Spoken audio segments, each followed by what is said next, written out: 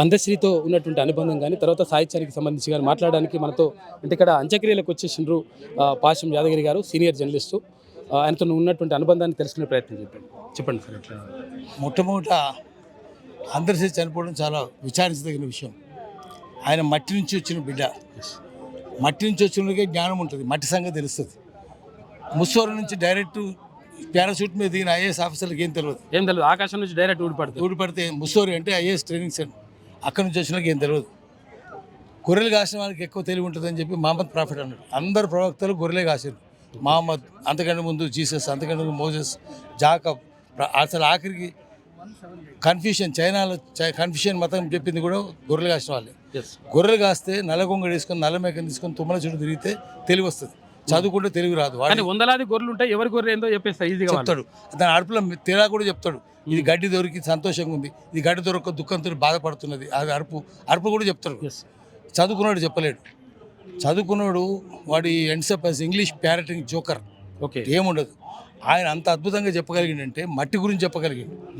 మట్టి చూసి ఇది ఎర్రమట్టి, ఇది నల్లరేగడి, ఇది దుబ్బలు, ఇవి శెలకలు, ఇట్లా ఏమై అన్నీ చెప్తాడు. సౌడు భూమి అని చెప్తాడు.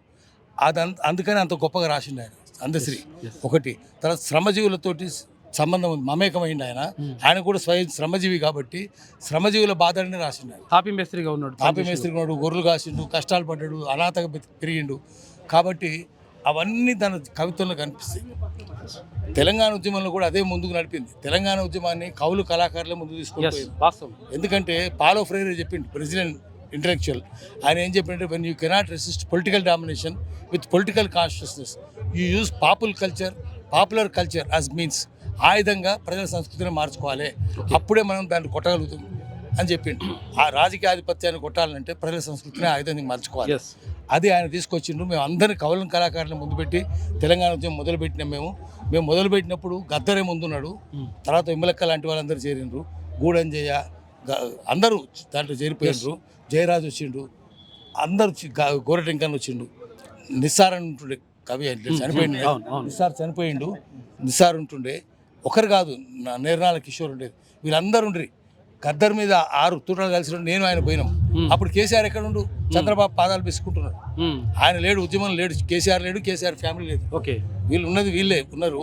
కళాకారులతోటి తెలంగాణ వచ్చింది. కళాకారుల వల్ల ఎంత తెలంగాణ వస్తుంది, మాకు నష్టం అవుతుందని చెప్పి గద్దర్ మీద 6 తూటాలు కాల్చారు. సో కళాకారుల మీదే విమలక్క ఇల్లు కూడా తీసేసి బయట పడేసి, ఆమెకు ఇల్లు లేకుండా చేసి ఆమె మీద కేసులు కూడా పెట్టింది.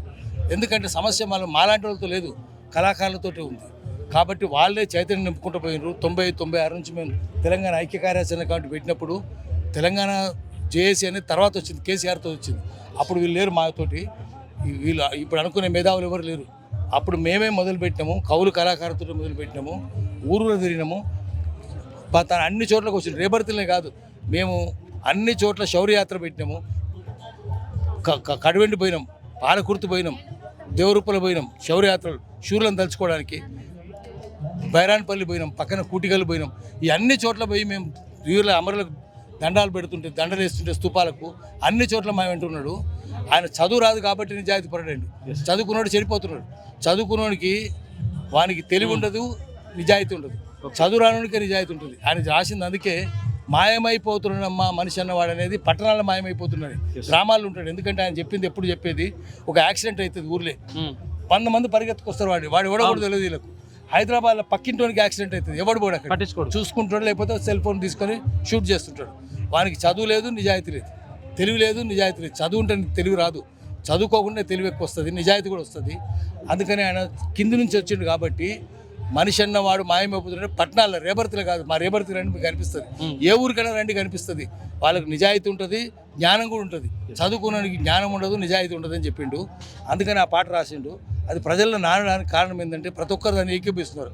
అయితే ఆయన చెప్పేది ఆదివాసులు, మేము చెప్పినప్పుడు ఆదివాసులకు పోతే అన్న ప్రతి ఒక్కరు మానవుడు అన్న. ఇట్లా చూస్తే ఆదివాసులు చెంచులు, గోండులు, కోయలు, కొమరలు, కొండరెడ్లు ఎంత నిజాయితీ ఉందన్న. వీళ్ళు మనుషులన్నా.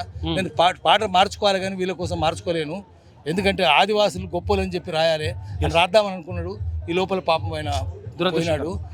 కొంచెం ఆయనకి ఏ అలవాటు లేదు, మందు లేదు, మందు తాగడు, మాంసం తినడు, సిగరెట్ లేదు, వక్కపొడి లేదు, ఏది లేదు, ఏది అలవాటు లేదు. ఆయన చేసిన పొరపాటు ఏంటంటే మధ్యన టాబ్లెట్స్ వేసుకోవాలి. అది వేసుకోవడం మా నియమం ఒకటి తప్పిండి ఒకటి, అది రావడం వల్ల చనిపోయింది. లేకపోతే ఇంకా కొంతకాలం బతికేవాడు ఆయన. చనిపోవడం పాపం బాధ కలిగిస్తున్నది అందరికీ. అందుకని ప్రజల సంస్కృతిని ముందుకు తీసుకొని పోవాలి. మళ్ళీ తెలంగాణలో పౌర సమాజం లేచి నిల్చోవాలి. తెలంగాణలో మళ్ళీ దొంగల రాజ్యం అయ్యేటట్టున్నది. దొంగల రాజ్యం కాకుండా ప్రజల రాజ్యం కాదు. తెలంగాణ వచ్చింది కానీ భౌగోళిక తెలంగాణ వచ్చింది కానీ ప్రజాస్వామిక తెలంగాణ రాలేదు. ప్రజాస్వామిక తెలంగాణ రావాలంటే మళ్ళీ సాంస్కృతికమాన్ని పునరుద్ధరింపజేయాలి. ఆ సాంస్కృతికం వాళ్ళనే ముందు పెట్టి ప్రజల సంస్కృతిని ఆయుధంగా మార్చుకొని ప్రజల తెలంగాణ తీసుకొని రావాలి.